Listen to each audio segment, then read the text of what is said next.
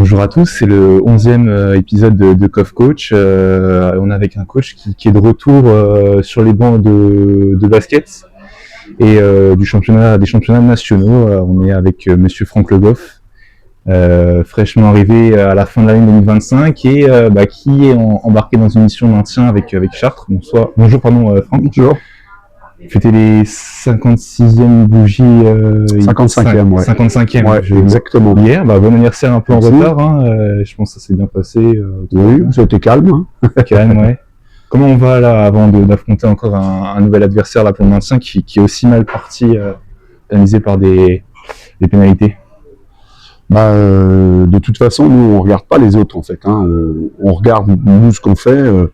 Et c'est sûr que dans cette deuxième poule, cette deuxième phase, ce deuxième championnat, il faut gagner un maximum de matchs. Donc, très honnêtement, on regarde pas aujourd'hui les adversaires qu'on rencontre, mais on se concentre beaucoup sur nous. Donc, voilà, Metz, c'est un match comme on a joué dimanche dernier chez nous contre Besançon, comme quand on a été à Saint-Vallier. En fait, on essaye vraiment de se concentrer sur notre jeu à nous. En tout cas, on le voit par rapport à la première phase où vous avez quand même connu des fêtes un peu compliquées ou des matchs plus faciles. Je pense à cette victoire face au Pôle France. On a l'impression que les matchs sont beaucoup plus serrés et la pièce est tournée du côté de Chartres à domicile. Mais par contre, à l'extérieur, on va en parler, c'est très très compliqué. Vous n'avez pas encore gagné un seul match à l'extérieur. Ouais, exactement. De toute façon, à ce niveau-là, toutes les équipes doivent gagner à domicile. Donc c'est de plus en plus difficile. C'est pas passé loin à Saint-Vallier.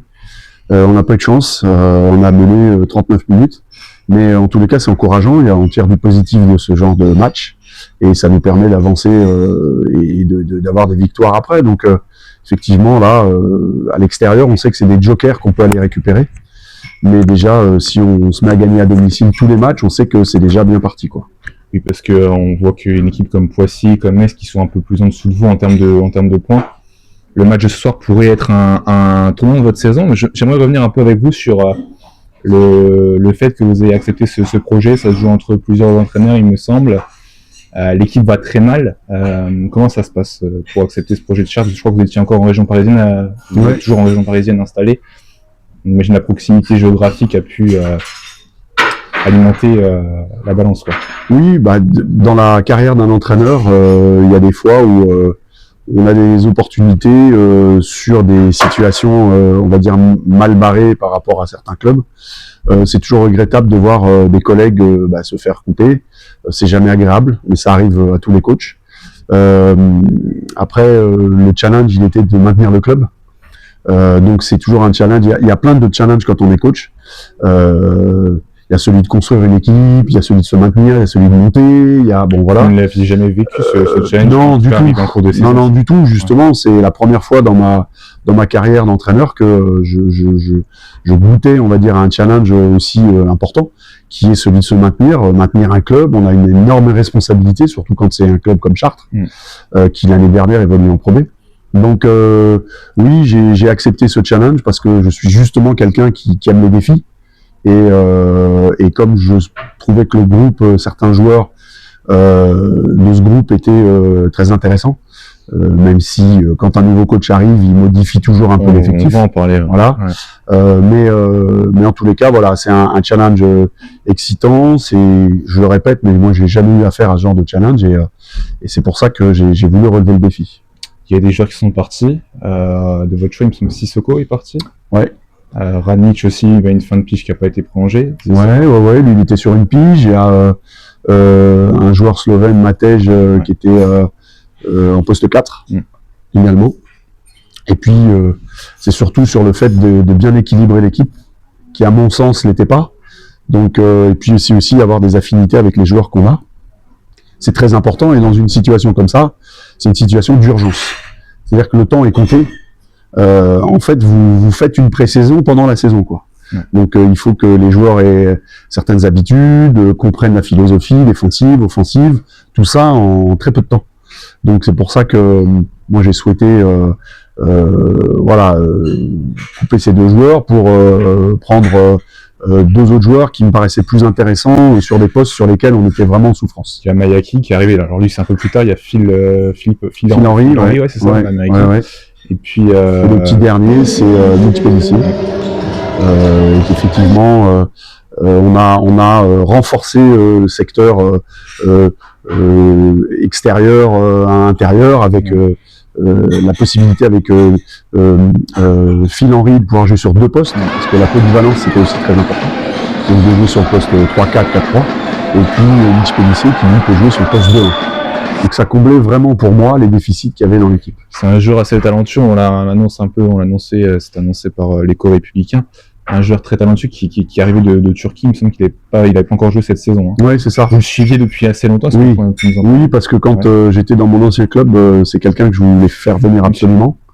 Il a eu des opportunités de jouer en première division finlandaise, qui est un très bon championnat. Ensuite, il a fait la 2e division turque, qui est aussi un bon championnat. Donc, ça prouve sa qualité. Et du coup, c'est vrai que je le suivais. Et puis, je suis en très bon terme avec son agent qui m'a, à un moment donné, quand il savait que je cherchais un profil comme celui de Mitch, m'a dit qu'il était enclin à vouloir en Europe et surtout jouer en France. Donc j'ai sauté sur l'occasion. Donc là, en tout cas, vous êtes satisfait de pour l'instant ce qu'il apporte. Il a joué face à Besançon, était assez performant. Ouais, complètement. C'est au-delà de ce qu'il a montré sur le terrain en termes d'adresse, c'est l'assurance qu'il ramène au groupe.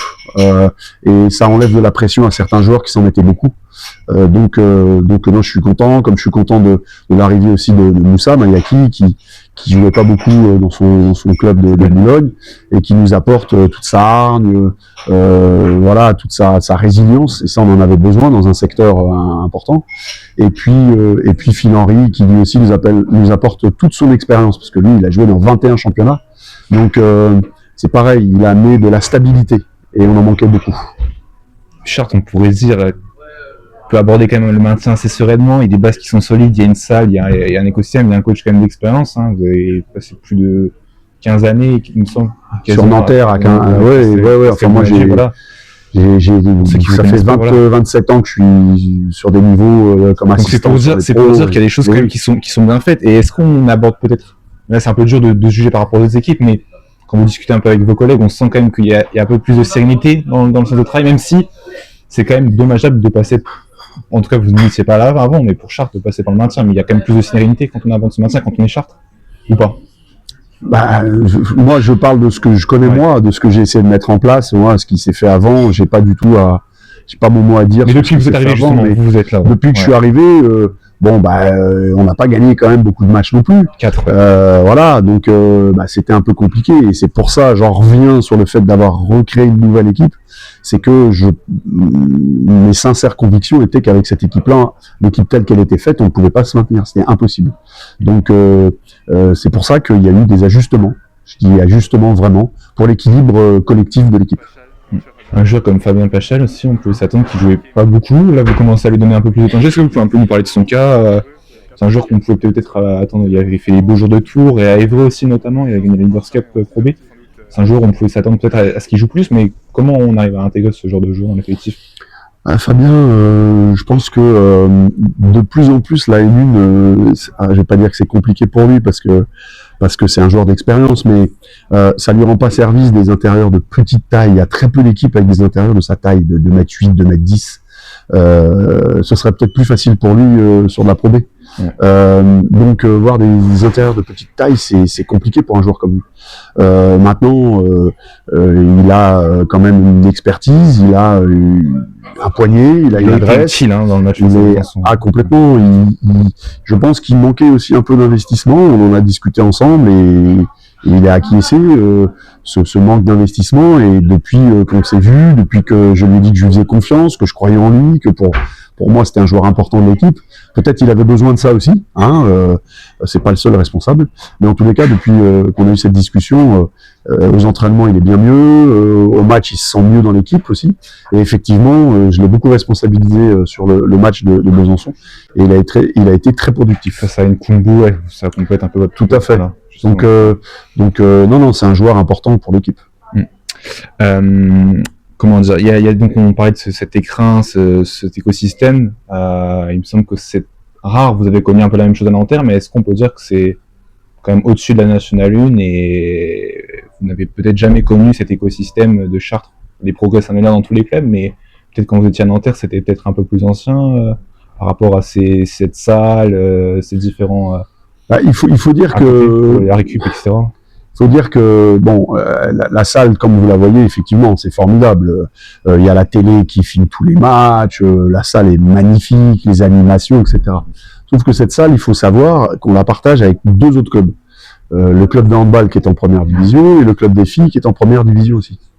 Donc, ce qui est compliqué aussi, c'est que c'est une salle de spectacle qui n'est pas vouée seulement pour le basket et qu'il y a une salle annexe dans cet ensemble et que parfois, c'est l'exemple de cette semaine, vous avez 3 spectacles cette semaine, donc on partage une salle pour 3 équipes. Ouais. Donc la logistique, elle est ultra compliquée, on a des entraînements qui sont très tôt le matin, de toute façon on n'est pas prioritaire. Donc la salle est belle, c'est magnifique, mais il y a ce petit côté où parfois c'est pas très pratique. C'est différent que si on prend l'exemple des voisins à Orléans, c'est un peu différent. Oui, je pense, je sais pas si ils peuvent en bénéficier sans arrêt, mais en tous les cas, ils ont leur salle pour eux. Nous, on est 3 équipes, donc même pour les joueurs, c'est pas si évident que ça, quoi. Donc il y a quand même une certaine contrainte. Hein, il y a quand même une certaine contrainte, même si c'est un bijou technologique, c'est formidable, il y a une salle de musculation dans la salle, c'est ultra pratique, c'est chouette. Mais cette problématique de créneaux, des fois, on n'a pas tout le temps les créneaux, on peut pas tout le temps faire du travail individuel parce qu'on est 3 équipes, donc c'est un peu contraignant. Je crois entendre que vous parliez aussi de placer, ça a peut-être été fait, beaucoup de préparation physique. Entre la fin de la première phase et la deuxième phase, ça a été fait de votre côté. Vous avez est-ce que vous pouvez nous en parler si c'est le cas? Oui, on a fait, on est obligé de passer par là de toute façon. Et moi, je sais que j'ai un jeu qui est énergivore, donc où on défend tout terrain, où il faut vraiment se donner à 100%, etc. Donc oui, on a fait un peu de préparation physique, mais attention, on a fait doucement parce que comme les matchs s'enchaînaient, il faut aussi bien gérer cette problématique, quoi. Il faudrait combien de victoires pour se maintenir? Vous êtes actuellement à 6 victoires dans ce classement. On même plus parler de victoires, c'est plus le nombre de points. Ouais, moi je réagis en termes de victoires, mais je pense que 12 en fonction des résultats des autres, 11, 12, il y en a qui disent 13. Oui, parce que moi je dirais que de Metz, c'est différent. Voilà, c'est ça. Moi je pense que aujourd'hui, si on a 5 ou 6 victoires de plus, il nous reste 10 matchs. Donc voilà, sur les 10, il faut au moins qu'on en prenne la moitié. Le challenge, c'est de gagner tout à domicile. Il y a un joueur, avec qui vous jouez, vous êtes toujours joueur, vous avez une carrière, il me semble, avant d'être entraîneur. J'ai une petite carrière en National 3, National 2. Vous continuez comme un certain joueur, Fred Milojica, c'est ça, qui a joué aussi en National 2, National 3. Vous jouiez avec lui ou pas du tout? Non. Moi, il a joué à Poissy en jeune, ensuite en espoir, ensuite il est parti à Versailles. Il a joué à Trappes aussi. Et à Trappes, donc il a fait de la N1, de la N2, de la N3. C'est un joueur qui est très régional, qui est resté vers chez lui. Et je joue en ancien avec lui depuis au moins 7-8 ans. Au club de Trappes, donc en ancien là-bas. Championnat des plus de 36 ans. Et on en a tous plus de 50. Mais on s'amuse bien, on passe des bons moments ensemble. Et des joueurs d'expérience, quoi, complètement. Pour le basket. Il y a 4 ans, je jouais avec Macon Dumassi, vice-champion olympique en 2000, donc, et un garçon avec qui moi j'ai évolué quand on était plus jeune. À l'époque, c'était en cadet, en junior, au Racing Club de France. Donc en fait, on s'est fait une équipe de potes, d'anciens potes on a tous joué un peu en national en Ile-de-France. Et on a plaisir à se retrouver. Et ce qu'a fait Fred le week-end dernier, c'est phénoménal et c'est marrant parce que c'est parti d'un petit pari où moi dans ce championnat-là, j'ai mis 12 tirs à 3 points sur un match. Et il m'a toujours dit qu'il allait me battre. Il était déjà au-dessus. Il avait jamais mis autant 12-3 points. Non, parce que il joue plus à l'intérieur, en poste 4, parce qu'il est tellement adroit à 2 points. Mais il est adroit à 3 points, évidemment, c'est un joueur adroit en général.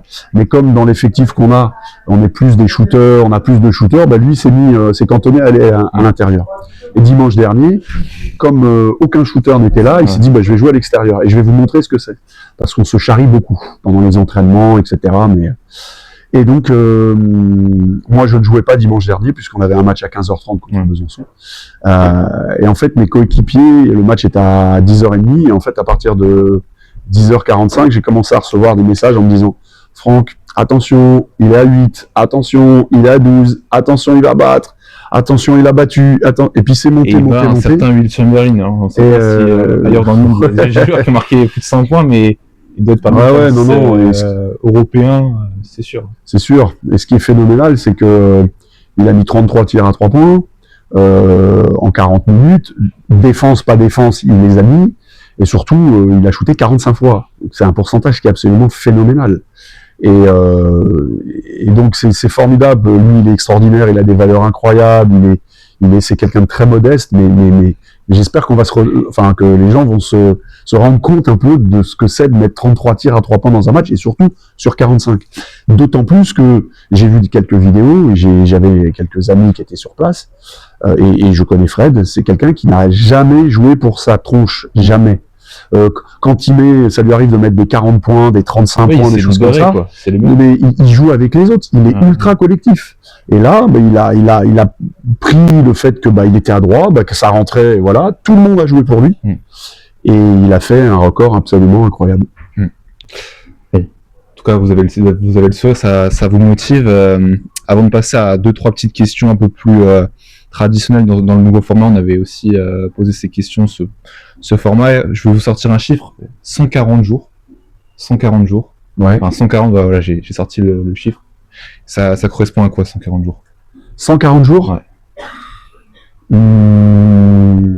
J'en sais rien, ça fait beaucoup. Je vois pas. Ouais. C'est la dernière victoire de Chartres à l'extérieur.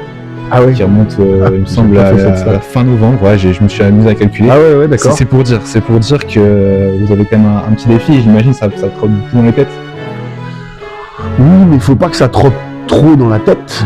C'est-à-dire qu'encore une fois, je répète, on s'occupe de nous. Et tous les matchs, on les prend les uns après les autres, qu'ils soient à domicile ou à l'extérieur. Et après, le plus dur, c'est de savoir quel effectif on a. Aujourd'hui, moi, j'ai une équipe, j'ai jamais joué au complet, j'ai tout le temps des blessés, tout le temps, constamment. Donc la vérité d'un match, c'est jamais celle du lendemain. Tout peut être fragile. Donc voilà, ce soir, on joue à Metz. On verra les forces que l'on a aujourd'hui. On verra les forces qu'ils ont. Ça va être un match disputé parce qu'eux, ils en ont besoin aussi. Comme je le disais et je le répète, dans cette poule-là, il n'y a pas un match facile. Donc tout le monde veut gagner à domicile parce que si on gagne tout à domicile, en général, on peut éventuellement se maintenir. Ouais. Bon, les équipes qui vont commencer à perdre des matchs à domicile vont être très mal. Nous, aujourd'hui, on est sur 2 sur 2 à domicile. Évidemment, si on pouvait gagner à l'extérieur, ce serait un joker qu'on se mettrait dans la poche. Pour l'instant, c'est pas le cas. Oui, face à Metz, mais Metz, c'est une bonne équipe. Je parle du contexte aussi. Oui, bien sûr, le contexte, il est effectivement, s'il y a victoire ce soir, le contexte, il est idéal. On mettrait quelques doigts de pied en N1, quoi. Voilà. Ouais. Bon. Avant de reparler de N1, je vais vous poser 4 petites questions, 4 petits dilemmes. Juste me dire, voilà, est-ce que si vous devez choisir une salle, vous choisirez le Colisée de Chartres ou à Marcel Cerdan de Levallois? J'aurais pu mettre aussi Maurice Thorez de l'autre côté. Hein. Ouais, non, Maurice Thorez, j'aurais dit Maurice Thorez tout de suite. Ça, c'est la salle de Nanterre, c'est le Graal. Vous allez répondre, ça peut être votre réponse. Oui, bah si y a Maurice Thorez dans la liste, c'est Maurice Thorez numéro 1. Ça, avec tout ce que j'ai pu vivre là-bas, les titres qu'on a gagnés, l'ambiance du 6e homme, ce public nous a tellement poussé pour aller gagner des titres, des matchs qui étaient mal embarqués, etc. Match de Coupe d'Europe, de match de championnat, et puis une finale de Coupe d'Europe contre Chalon. Maurice Thorez, ça fait partie des 5 meilleures salles de France. Donc oui, Maurice Thorez en numéro 1, sans hésitation. Si on devait choisir une question pas simple, vous l'avez connu en tant que... il me semble que vous l'avez coaché, donné quelques conseils, Tony Parker, ou Victor Wembanyama, là, cette fois-ci, vous étiez aux côtés de Frédéric Fautou, puis Vincent Collet, à Levallois. Non, non. Fred Fautou et Vincent Collet, je les ai côtoyés, mais j'ai jamais travaillé avec eux. À Nanterre, ouais. À Nanterre, c'était Pascal Denadio. Donc je les ai côtoyés. Tony, oui, je l'ai entraîné. J'étais assistant coach au PSG et à l'INSEP et au PSG en 2000. Donc c'était sa première année pro comme joueur professionnel, son premier contrat pro. Et il sortait de l'INSEP. Donc c'était pas encore le joueur confirmé qu'il a été évidemment. Et Victor, effectivement, je l'ai connu tout petit, tout jeune. D'ailleurs, dans notre équipe d'anciens à Trappes, son papa, Félix, joue avec nous aussi. Donc lui, je l'ai beaucoup plus suivi et plus longtemps surtout. Et puis j'ai eu la chance pendant le Covid, quand on a été joué en Coupe d'Europe contre Ljubljana. Malheureusement, le staff Pascal et Philippe da Silva étaient Covid. Et donc moi, j'ai coaché ce match-là. Et Victor, c'était un de ses premiers matchs, en tous les cas à l'extérieur. Donc voilà. Donc s'il fallait choisir entre deux, c'est un peu compliqué, quoi. Ah, c'est compliqué parce que Tony, ça a été quand même un des précurseurs et c'était l'exemple pour tous ces gamins qui sont partis en NBA, tous ces joueurs qui sont partis en NBA, même si le premier c'est Tarek Abdelouad, bien sûr, mais en tous les cas, le premier à gagner, c'est Tony. Ça, c'est incontestable. Après, Victor, c'est exceptionnel d'avoir eu la chance d'entraîner d'abord Tony avec ce qu'il a gagné et sa carrière. Et puis Victor, aujourd'hui, on ne sait même pas où il va s'arrêter. C'est dans la vie d'un coach, c'est exceptionnel. Je suis béni des dieux. Là, on est à côté de la Moselle. Je vous parlais un peu de l'eau. C'est quelque chose qu'on suit, qu'on voit souvent dans nos déplacements dans les villes. Il me semble que vous êtes originaire, c'est sûr, natif. Je m'avancerai pas trop de la Bretagne. Originaire, oui. Originaire. Est-ce que si vous deviez choisir les quais de Seine ou la côte armoricaine, vous choisirez Ah, c'est difficile. Je suis profondément attaché à Paris parce que pour moi, c'est une ville formidable et je pourrais pas me passer de cette ville-là. Maintenant, la Bretagne, c'est tellement reposant. Moi, je rêve de finir mes jours au bord de la mer en Bretagne parce que c'est tellement beau, c'est tellement reposant, etc. Donc, je dirais, allez, la petite touche familiale, des origines, je dirais en Bretagne. Ok. Une dernière question, est-ce qu'on serait plus défense ou attaque de votre côté Alors au tout début, j'étais très défense. Maintenant, je pense que en fait les matchs se gagnent en attaque, de plus en plus. Il y a une certaine époque, c'était le contraire. Maintenant, je pense qu'aujourd'hui, avec le talent des joueurs, c'est plus en attaque qu'on gagne les matchs. Même si déjà, on peut pas défendre 40 minutes comme on aimerait, même s'il y a des possessions sur lesquelles on peut faire des stops. Mais je pense que l'attaque, c'est quand même quelque chose qui nous permet de gagner les matchs. Écoutez, on verra ça si l'attaque peut-être une victoire au buzzer ce soir, ça ferait plaisir. C'est que vous étiez passé pas loin avec Fabien Pachan, hein. Enfin, c'est passé pas loin du buzzer, mais victoire en game one, quoi. C'est ça, exactement. Déjà, si on gagne d'un point, on sera ravis. Merci beaucoup, Franck. Avec plaisir. Rendez-vous très prochainement pour le numéro 12. Merci à tous.